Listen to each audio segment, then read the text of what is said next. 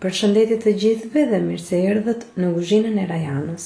Sot do të përgatisim së bashku një byrek me mish që në familjen time është quajtur mesnik. Ky byrek përgatitet me petë të thata edhe me mishin e kokës së qingjit. Të paktën në familjen tonë është vepruar për çdo vit në këtë formë. Këtë herë vendosa që recetën ta ndaj edhe me ju. Nuk e di nëse ka edhe zona të tjera në Shqipëri që e kanë traditë përgatitjen e këtij byreku. Nëse e njihni këtë lloj byreku me këtë emër ose ndoshta edhe me emër tjetër, jeni të lirë të shkruani poshtë te komentet. Tani le të nisim pa humbur kohë me përgatitjen e recetës. Si fillim do të bëjmë zjerrjen e kokës së qingjit.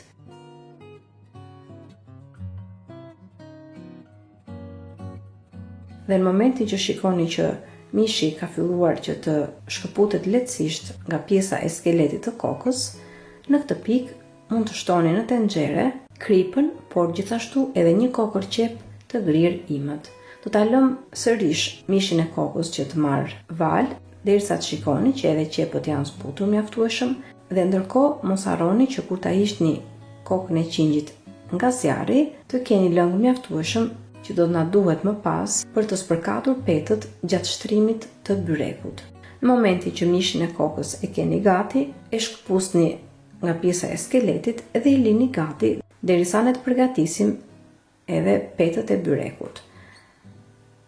Siç u thash edhe më parë, ky lloj byreku është traditë që përgatitet me petë të thara, të cilat mund t'i përgatisni vetë në shtëpi ose mund t'i blini ato të gatshme, siç kemi vepruar edhe ne në këtë rast.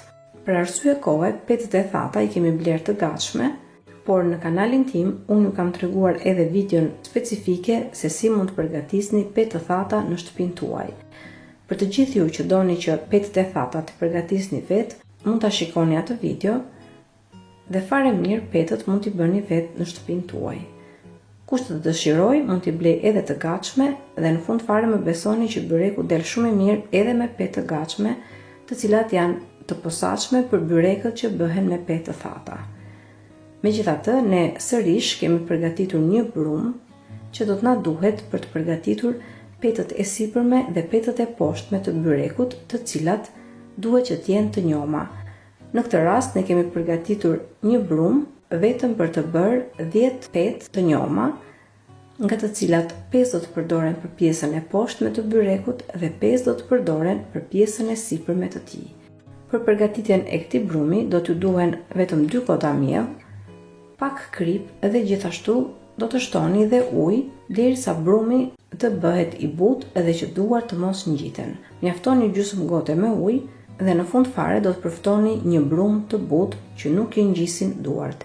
E punoni brumin mirë me duar dhe në momentin që brumin e keni gati, pa e lënë fare të pushoj, mjafton ta ndani në 10 kuleç, jo shumë fare të vegjël, por as shumë të mëdhenj, pra në kuleç mesatar, duke u përshtatur edhe madhësisë të tepsisë ku të përgatisni byrekun.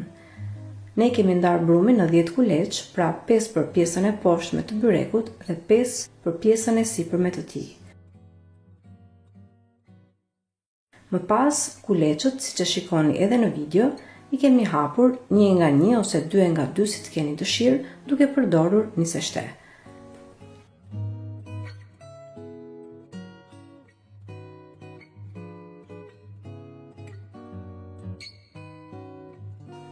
Petët e byrekut duhet që të jenë të holla.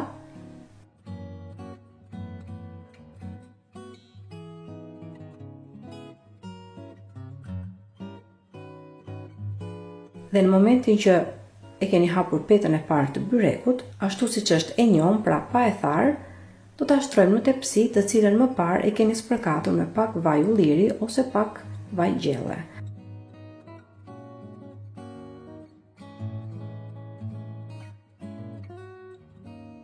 Pasi e shtroni petën e parë, të njëjtën procedurë do ta ndjekim edhe për petët e tjera. Pra 5 petë të njoma do t'i shtrojmë poshtë. Dhe kjo bëhet pikërisht sepse petët e njoma që vendosen poshtë dhe sipër byrekut janë ato që bëjnë edhe mbajtjen e petëve të thata brenda byrekut. Pra këto petë janë të domosdoshme në mënyrë që petët e thata të qëndrojnë brenda byrekut, pra si të thuash që të mbledhin byrekun në mënyrë që petët e thata të mos kërcejnë sipër. Mos harroni që pas çdo pete të njom që shtroni në tepsi, të spërkasni me pak vaj ulliri.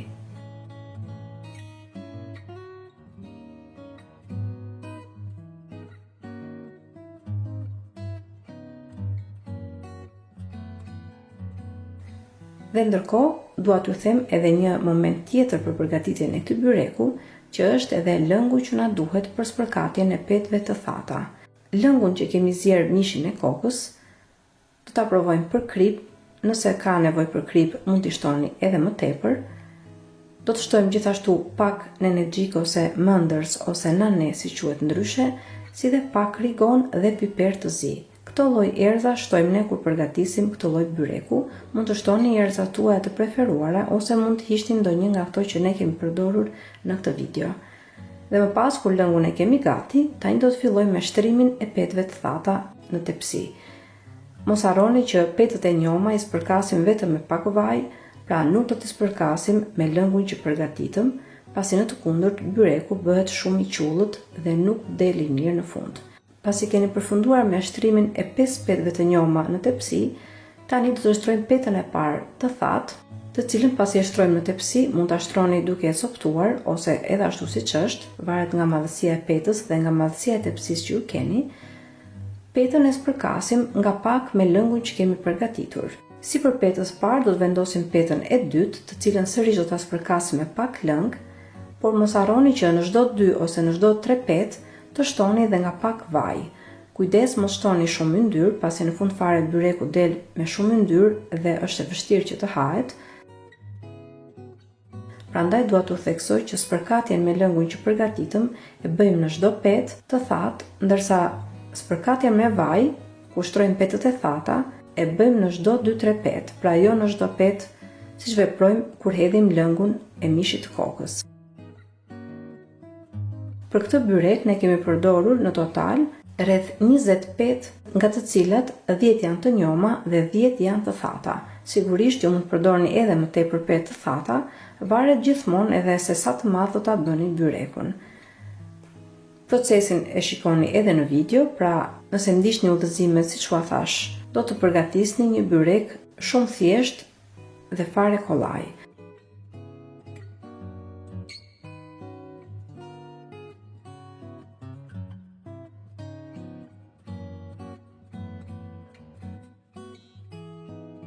Mos harroni që kur të mbërlini në mes të byrekut, pra pasi keni shtruar pothuajse 10 petë në tepsi, nga të cilat 5 janë të njoma dhe 5 të thata, në mes do të shtrojmë edhe mishin e kokës.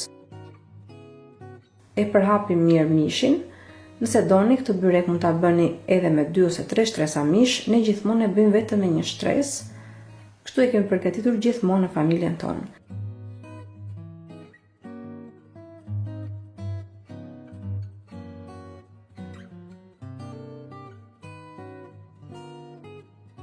Dhe më pas, procedura e shtrimit të byrekut është njësoj siç vepruam edhe me pjesën e poshtme.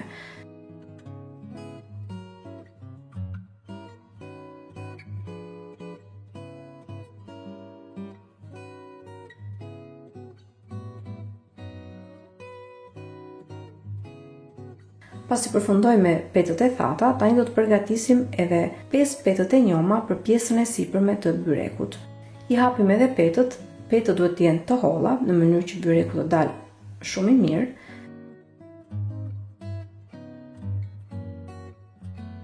Petët e njoma i shtrojmë në tepsi duke spërkatur me pak vaj ulliri, pa përdorur fare nga lëngu, ku kemi zier mishin e kokës.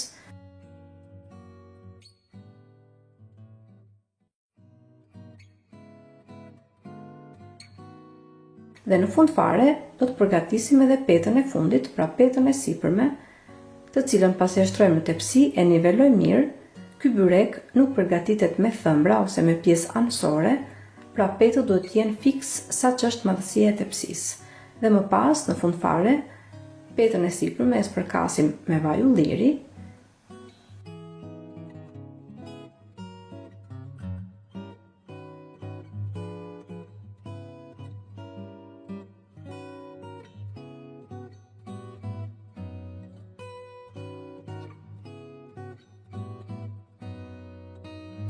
Dhe tani është momenti i pjekjes së byrekut. Mos harroni që përpara se ta fusni byrekun në furrë, furra duhet që të jetë e nxehtë, për këtë arsye hapni më parë furrën dhe në momentin që furra është nxehur, byrekun e fusim për të pjekur në 200 gradë Celsius.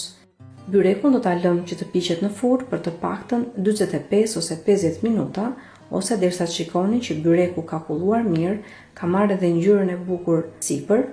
Megjithatë, pjekja e byrekut me mish varet shumë edhe nga furra që keni në shtëpinë tuaj. Pasi byreku është pjekur ashtu siç duhet, e heqim nga furra dhe sipër ne kemi traditë që ta spërkasim me pak ujë të ftohtë dhe ta mbulojmë me një tepsi ose pecet në mënyrë që të zbutet pak pjesa e sipërme e byrekut. Po të doni, mund ta servirni edhe ashtu siç është. Më pas byrekun e keni gati për ta prerë dhe për ta servirur për familjarët tuaj. Ne kemi prerë të nxehtë, por mirë është që ky byrek të ftohet pak dhe më pas të serviret. Nuk e di nëse e gatuan ju këtë byrek për familjet tuaja. Nëse po, mund të shkruani poshtë te komentet se si e përgatisni dhe se si e quani në familjen tuaj.